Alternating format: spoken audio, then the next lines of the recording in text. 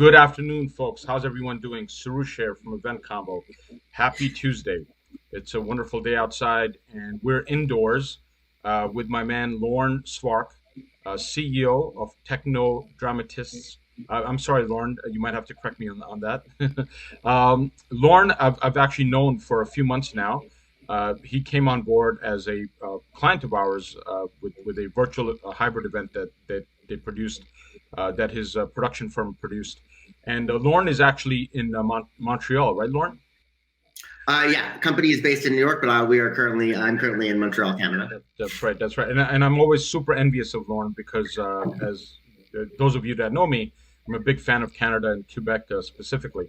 So I'm always, telling Lorne how much I wish I were in his shoes, being able to go back and forth because the Canadian border into the U.S. and I think back into Canada is has been closed for some time. And Lorne, I just hope you realize how fortunate you are. Great to see you again, Lorne. It's been a few weeks. How are things up in Montreal right now? First of all. Things are good. The weather's nice, so now people can hang out outside, which is a joy. And things are starting to loosen up restriction-wise, COVID restriction-wise. We have a 9:30 curfew, with only has a few more days left. So that's going to be nice. So we shot a show, and we do everything live, so we have to do it at the time that people are watching it. So we shot a show. It was an 8 p.m. show, hour-long show. Then we had to be home by 9:30, or you can get like a $3,000 ticket. So I'm excited for the ability to do productions at night and not have to rush home fearing the police. Yeah. No one thinks about that, Lauren. When people think of curfews and whatnot, they don't realize the long consequences of that. I mean, even the arts community is impacted by it, right? By the way, I hope you didn't get any fines, right? Have you been? No, we were good. We were good. That'd be awful, man. Three grand is that's a nice. It was stressful because we definitely were a bit over the curfew after the show, and that drive home I had some anxiety going, but made it home all right. I'm really so it sounds like they actually enforce it, yeah. Yeah, I mean, I've heard people who've gotten warnings and a few people who've gotten tickets, so seem to be enforcing it. Yeah, that's pretty nuts. So Lauren, I mean, there's so much I wanted to talk to you about. I mentioned this to you, God, I think about 3 months ago or 4 months ago, where I was like, hey, Lauren, I want you to be on my show, and I'm just so grateful that you had the time, and here we are. Lauren, first tell me about your organization, and again, I'm gonna butcher the name. Don't get mad at me. Technodramatists, right? Is yeah, that right? Technodramatists. Technodramatists. Technology dramatists. So what we do is we take emerging technologies, and most specifically augmented reality, and we create tools so that artists, performers, storytellers can use them on stage for live performance. That's the main crux of our company. And what we try to do is we really try to create tools that anybody could use. So you don't have to be a computer engineer. You don't have to be a technologist. And also importantly, you don't have to have super expensive technology or equipment. You don't need 6 Intel computers tethered together and a bunch of NASA engineers in order to put on a production. You can actually use iPads and cell phones and use the sensors and those things to actually create pretty amazing, what we call augmented live production. So the ability to do motion capture in real time. So right now I'm speaking, but I could actually have with me an avatar of any character in the world, a robot, a human, whatever, that I'm puppeting with my face. Mm-hmm. Or we could do the same thing with full body. Or we could do true augmented reality, where we're actually mixing virtual objects and props and scenes and costumes with the real world. So that's what's exciting, is that we actually have the real stage. Mm-hmm. We have real lighting, we have real props, but we can also mix in virtual things that could make things where you can do things that are impossible or would be tens, if not hundreds of thousands of dollars. Like we did a production with a musician named Joko last month, mm-hmm. where the story of the show is about he's the abstract astronaut. He's the abstractonaut. Okay. So he's going on this abstract journey to find himself throughout these different worlds. Mm-hmm. And we could actually bring every song he was doing into a different world. Like the show even starts with him getting out of a spaceship. Okay. So he's an indie artist here in Montreal. He's not affording to build a practical spaceship that's coming down. Right. But yet he can come out of the spaceship and then be in this wild psychedelic spacesuit in real time. And that's what we care about the most, that everything that we do happens in real time. So when the actor is doing it, the effect is being created and manipulated by that actor in front of them. So it's not CGI. We're not putting in effects afterwards. Right. The effects are being created in real time, because for us, the key to live performance is that anything could happen, anything could go wrong, and that it's different every single time. So really the two things that make our company special, in my opinion, is that we create tools for all sorts of performers that anybody could use, and that we make sure that they're real-time tools that let the performer do their thing in the moment. So even our motion capture stuff, there's no green suits, there's no ping pong balls. So performers could be natural, they could be themselves, they could be in the moment, and that the audience can be transported into this magical world. Immersed in it. I think you're bridging a pretty significant gap there, because as you pointed out, not everyone has the technical prowess or the capital resources to do a full-fledged production. And so can you speak a little bit about how you've been able to do that? So on the technical side, right now, our main tool sets that we've built are built around ARKit. And what ARKit is Apple's augmented reality foundation, which is actually pretty powerful in itself. It's not necessarily the same graphics as some of the other stuff you're getting, but we feel we can lose a little bit in graphics. And if we raise that in usability and we actually get this stuff in artists' hands, then the value is there, right? In terms of process, we're kind of a theater company before we were ever a technology company, right? Like, I'm a playwright by training and by trade before I was ever a technologist.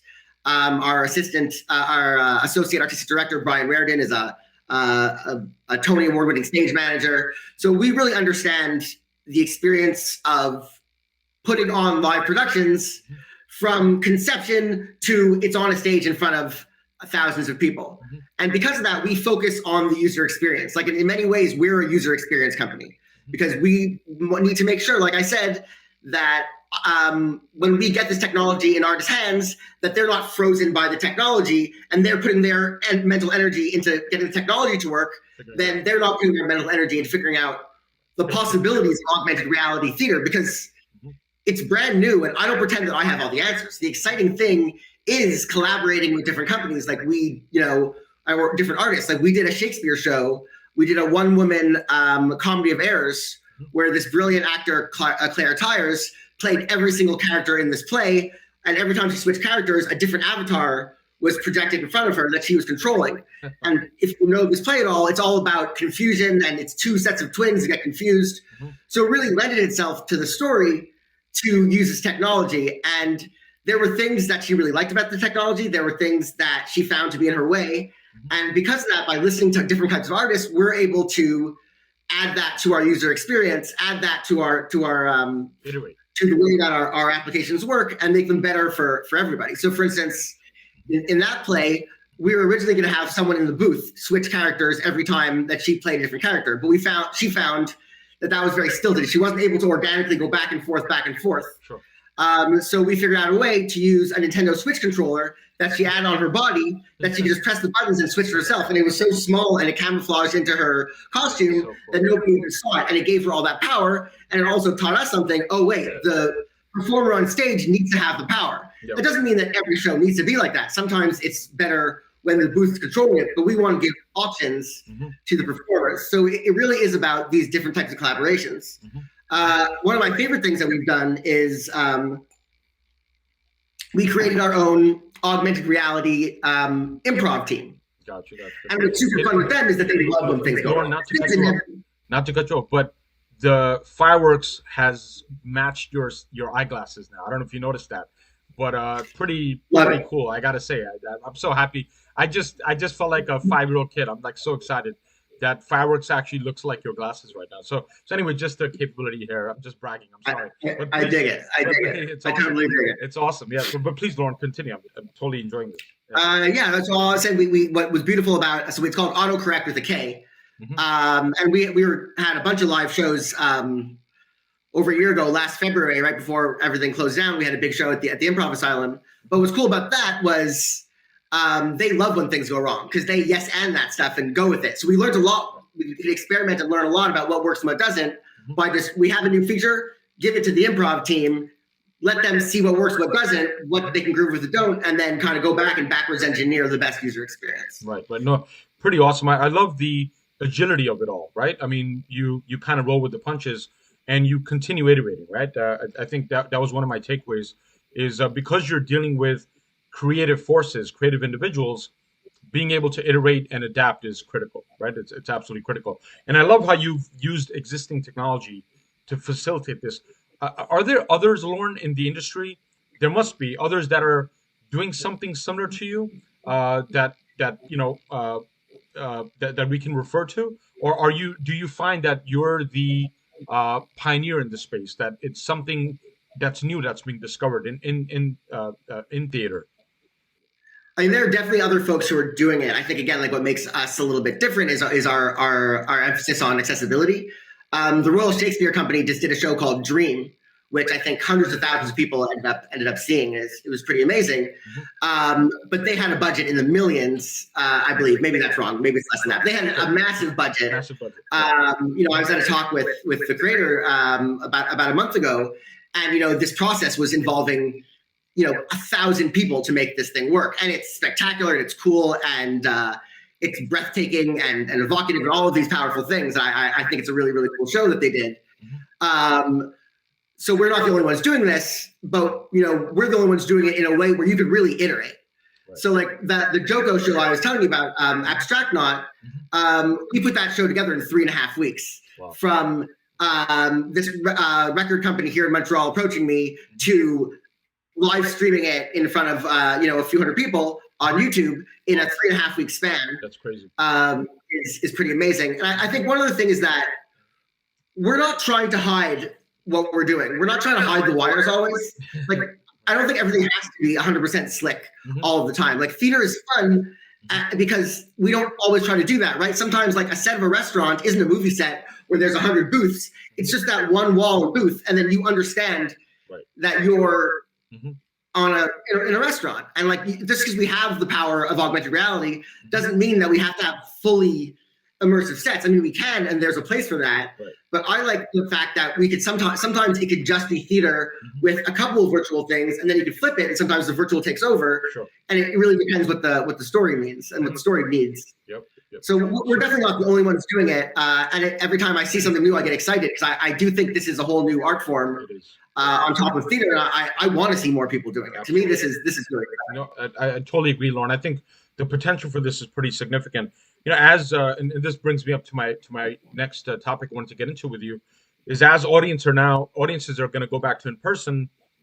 I don't think they're going to be 100% settled with the in-person experience that we remember before COVID, right? I think they're going to expect a little bit more digitization, AR, VR, MR, mixed reality, right? I think all of those technologies and experiences have to be introduced to the audiences. And I think, and this is why I wanted to meet with you and discuss this openly, because I think what you're doing is pretty next level. I think there's still a lot to explore. And based on what I've seen of your show, the event that you did on Eventcombo, I think you were at I think the door has only cracked open a little bit, right? I think there's still a lot more to explore there. So on that point, what's happening in the arts industries in the theater world in New York, in Quebec, from your vantage point, as we see things open back up again? Are you 100% optimistic, or are you a little bit nervous, or what's your, I guess, prediction on what's going to happen the rest of this year? I think I'm feeling all the emotions, to be quite honest. I mean, I think, there's certainly a desire just to go back to normal. And I have it too, where I can't wait to go sit in an audience and see just a straight up theater show, 2 actors for 90 minutes on a stage. I don't think that people have lost the appetite for that. In fact, I think they can't wait for it. Right. But I think what you were saying also is right, that we've learned stuff in this digital period that we can do that it doesn't make sense for us not to continue using it and figuring out ways to bring it into the real world. And that's what we were doing before anyways, right? We I never wanted to be a live streaming company. I didn't know anything about live streaming. I felt that, it puts the screen between us. And this last, year, we've been trying to break that down. How do you break that down? So I'm excited to continue bringing the virtual into the real space, because that's what our mission statement always was. But I also think that, I think some people are going to want the same old, and I think that's great, genuinely. But I also think that some people might be a little bit bored by it, that they learned that maybe, SpongeBob the Musical is only so much. I guarantee you SpongeBob the Musical is going to sell out as soon as they go back on Broadway. And I'm sure it's also really entertaining. Right. But what's exciting is the medium is the message, and so much about the issues that we're thinking about in 2021 is, what is technology's role in our life? How does it make us better? How does it make us connect? How does it make us apart from each other? Issues of privacy, issues of security, and be able to mix these technologies together, have virtual things in real world, means that we can create plays, we can create concerts, we can create shows that explore these really, really important issues. So I think there's a place for effects to come on just to be effects, just to be augmented reality because it's cool. Whoa, I love an explosion as much as anyone else. But I think there's also a way that we're going to bring this into our work to discuss the most important issues of our time, which really is kind of identity and truth, and understanding what media is real and what media is not. That's, turn on the news or go on Twitter and see what people are talking about, what people are stressed about. It's that we live in these multiple realities. And I think the great work of the next period of time is going to be exploring that. And I think the fact that we have technology now that kind of bridges that gap, or is in both those worlds, means that it's the right technology to try to unpack these really important societal issues while telling good stories, right? Because nobody wants to be told a lesson while they're at a show. But if you can tell them a lesson through the medium and have a message that way, while you're entertaining them, I think that's how you really break through. Yeah, I totally agree with that. I think we've never been in this position before, where we have information as accessible as it is, where we've had this dynamic shift to exploring new tools and new technologies, and at the same time, society as a whole kind of rediscovering itself in some ways, right? With what do we really believe in? What do we really want the future to look like? And I think all of these different dynamics are converging. They're all coming together, right? And I think what better way to share experiences, tell stories than theater, right? Than production and stuff. So what you just described totally resonates. I think where we are from a historical standpoint. With that said, Lorne, what are some of the, if at all, any cons to what's happened or with what's going to happen in the next few months as a result of what's happened? So, for example, do you think that people are going to be really cautious coming back to physical venues to watch productions, to watch shows? Or do you think that because everyone is going to get vaccinated, hopefully everyone's going to get vaccinated, that shows are going to be sold out and it's going to be like never before? Which side of the fence are you on in terms of what's your prediction on that demand? Do you think it's going to be full houses left and right, or do you think it's going to be a slow recovery? I think it's going to be full houses right away. I think that doesn't mean that there aren't people who are going to take a while to come back. And I think that it just behooves, just my producer hat is your audience has to be comfortable in your venue to enjoy it, to when the lights turn off at a show, right? And the audience all takes that breath together. You can only take that breath if you feel comfortable. So, there's going to have to be ways that producers through signaling and through signage and through just actual practical safety measures make people feel comfortable. I have spoken to a lot of different producers and people in the industry figuring out the best ways to do that. But I think people love live entertainment, and people are, as soon as people can go. I have tickets already for shows in the fall, and they might get canceled, but if they don't and I'm vaccinated, I'm I'm gonna go. Like, I mean, I can't wait. I'm gonna be bawling. Oh man. So, and will I be anxious a little bit? Like, I'm sure. I mean, just like it's gonna be weird. It's gonna be weird.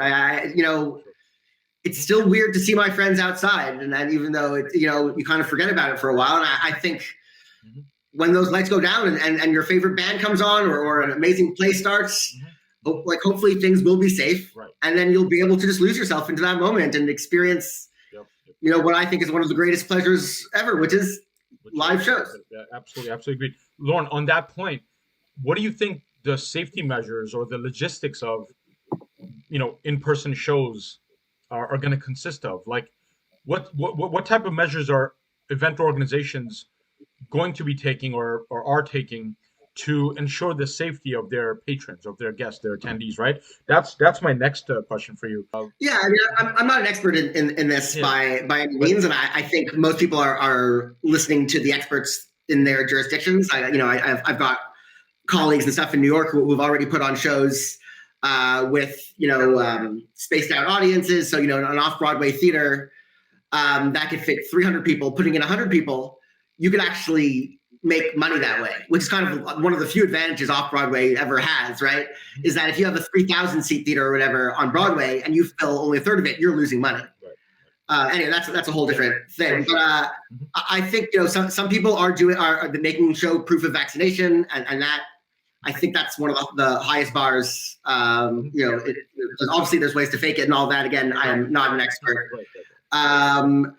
And just like there's basic safety that, like, even so we shot our show at the Gene Frankel Theater in Soho, our show that we did on your platform, and they got in like a $10,000 new air filtration system before they were allowing people in there, right? So there's just things that like audience members aren't even going to know or see. That also really, really, really help. And then there's just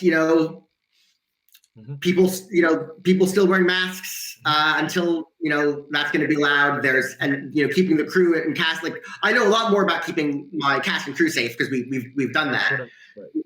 Keeping masks on for everybody, doing testing. Like, we bought our own testing kit. So we had everyone do an official test, and then we brought in our own test, even though it cost more money than we had in the budget for it. Just because if your actors, your crew aren't safe, then what are you doing, right? Exactly. But again, I don't know. I don't know what all the safety things are. I'm learning. I'm having conversations, and as we move back into that world, I will learn more. Absolutely. But that's the best answer I got. No, Lorne, I mean, that's great. I just wanted your insight on that because you're involved. You have been involved, and what you just said is noteworthy about ensuring the safety of your staff, right? Were you like Tom Cruise on the set? Were you yelling at everybody? Were you making Well, I don't yell. I never yell. Right? No, you're a nice guy. But we had a COVID coordinator who was in charge of making sure everyone was complying. The thing was, we were only allowed to have 10 people in the venue at any given time, including the 4 performers. So everybody was doing 17 jobs, and we were just 6 people basically. So it wasn't like chasing down the random production assistant. We didn't have a random production assistant. We were all doing all of that stuff. So I'm very lucky to have had a really dedicated cast and crew. We didn't have to really do any yelling or chasing down like Tom Cruise. I mean, the team support collaboration is key, right? Otherwise, it wouldn't be successful. So having a strong team is really, really, really critical. Lorne, in terms of any upcoming shows you want to plug, any productions you have coming up, or things still on the writing board? We don't have a date set for it yet, but coming up in some time. I don't want to put a date yet because we're figuring that out right now. But we do have a show called Mystic AR Cabaret. Okay. And it is a burlesque show and murder mystery mixed into one. Starring some of New York's just top burlesque talent. It's absolutely how fortunate are we to have these people, these performers is kind of mind blowing. And they're going to be using our augmented reality tools to kind of enhance their already really exciting burlesque acts. The strip teases, dances. We've got a clown, all those sort of things, which is going to be really funny and sensuous in ways and silly in ways.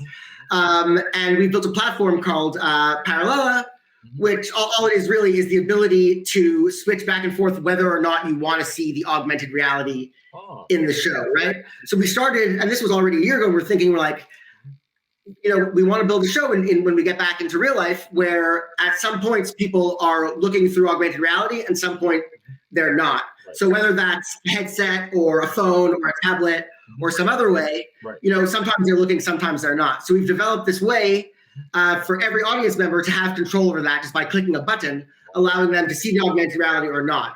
And then the clues as to who is the evil one of the two performers of every show, because this is going to be an ongoing monthly production, you have to know when to look in the augmented reality and when to not, and you're going to figure out clues as to which one is evil. And then at the end of the show, the audience is going to vote on it. And hopefully that should be pretty exciting. We should also we're going to have a bunch of pop-up concerts over the next few months too. Wow. We've got this abandoned clothing store kind of in like an industrial sector of Montreal. Okay. And we're just kind of, I haven't lived in Montreal for almost a decade. Kind of reconnecting with artists who I used to work with of all different kinds of genres. Nice. And kind of throwing together these shows in a few weeks and just having fun and connecting with audiences in new ways. Awesome. Through these kind of pop-up concerts. So that's what we have going on now. There's a few other things in the pipeline. We have a project called Manana Land with the Tank NYC, which is an augmented reality scavenger hunt. And we launched those throughout last winter. But because of COVID, a lot of people, even though it was outdoor activity, it was cold outside, people were still uncomfortable with outdoor activities. So we're going to be relaunching that at some point relatively soon. And that's really exciting because that's like you're going outside, you've got your phone, and you're solving these scavenger hunts that also have theatrical stories. And we even have one where you're trying to track down Donald Trump and put him in jail. So look out for that. Awesome. That's awesome. It reminds me of the Pokemon craze. That was a while ago, but yeah, that sounds really cool. Yeah. Lorne, it sounds like a packed plan of programming for the rest of the year. Pretty exciting. Can't wait to check it out. Lorne, a couple of quick things just for fun. What's your most favorite song in the last few years? Not going back to your childhood or anything, but like in the last 2-3 years, your favorite song. Just blurt it out, man. Just blurt it out. Oh my God, I've been listening to that. I'm trying to pretend that I'm Generation Z because I'm feeling old these days. I love that song, Olivia Rodriguez, the driver's license. Like my wife and I were dancing to the car at that and being like, our daughter's 2, and we're like, she's gonna be like 10 and she's gonna be so embarrassed of us. I can't believe I'm saying that. We've been listening to that song. Okay. All right. Yeah, does that count? Is that a good? That's such a popular answer. I feel a little bit fake because that's a new thing. But yeah. You try not to date yourself, right, Lorne? Lorne, last thing, movies. What about in the last couple of years? Any great movies that you really, want to call out? Any wonderful movies? The best movie I've seen that kind of just stayed with me was Palm Springs. That movie blew my mind. I don't watch as many movies as same here. As I should. Yeah. But that movie was, it's taking a riff on something we've seen before with the Groundhog Day, but it did it in a way that was just so thought provoking and yet never veering away from it just being an entertaining, funny movie. Lord, I really love that movie. Who's in Palm Springs? I'm not familiar with it. Who's it? Oh, it's Andy Samberg and. I'm so bad at actors' names, and I don't remember who the female lead is. Same here. At the moment, Andy Samberg is a good reference. I love that guy. But it's different, right? Because it's a little. He's still playing that goofy type of character, but it's not a slapstick movie. It's a somewhat. Despite being fantastical, the movie takes itself seriously. Anyway, I recommend checking it. No, I'm gonna check it out. Thanks for that. That's why I asked, Lorne. I figured. You being a creative person. That's your own personal. That's not for the show. That's for your own. Yeah, exactly. Lorne, thank you so much. This was so great. I was really looking forward to this conversation. As I mentioned earlier, this was a few months in the planning, and I'm so grateful that you made time and we got to enjoy this great chat. Lorne, stay safe. Look out for me in Montreal. I'm gonna hope that it opens up soon, so I don't have to sneak in. And really looking forward, Lorne, to getting to meet you in person sooner than later. Any parting words on your side, Lorne? If you are a fan of new and cool type of experiences, you can go to our website and sign up for our newsletter or follow us on social media and see what's going on. And if you're a creator, if you are an artist, a musician, a theater maker, and you want to explore augmenting your production, you can also go to our website and check out our tools, and you can send me emails. We're always happy to meet new fans of exciting new things. Absolutely. Thank you so much, Lorne. Have a good one, buddy. It's a pleasure. Thanks. Bye-bye.